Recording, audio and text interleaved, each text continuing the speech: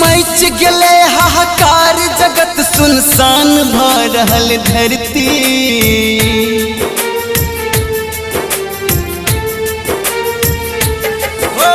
मच गले हाहाकार जगत सुनसान भ रहल धरती।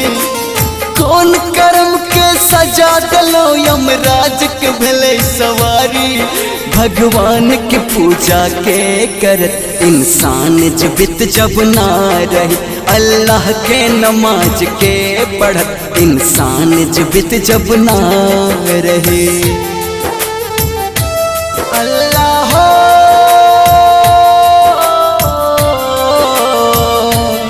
अल्लाह हे राम जय जय राम।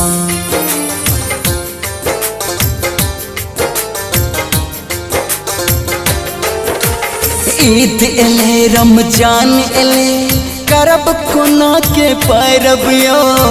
एक दोसर सा मिले जुले में लागे छे अब डर यो।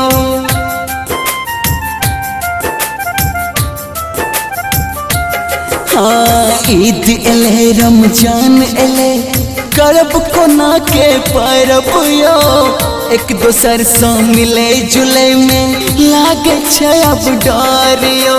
सब जगह के मस्जिद मंदिर में लग गले केवाड़ी। भगवान के पूजा के करत इंसान जीवित जब ना रहे।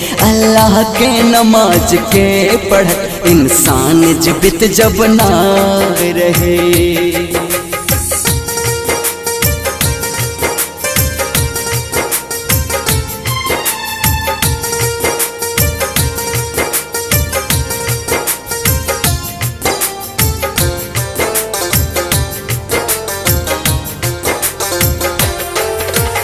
केहन अहाँ बनेलो विधाता अपने मिशन हो। कदम कदम पर तड़पे लोग सब मिले नया ऑक्सीजन हो।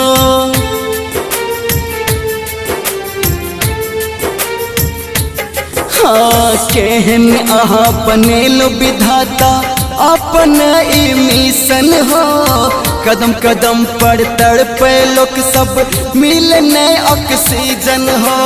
धन दौलत सबकी करब जब प्राण प्रीत ना रहे। भगवान की पूजा के करत इंसान जीवित जब ना रहे। अल्लाह के नमाज के पढ़त इंसान जीवित जब ना रहे। भगवान की पूजा के करत इंसान जीवित जब ना रहे।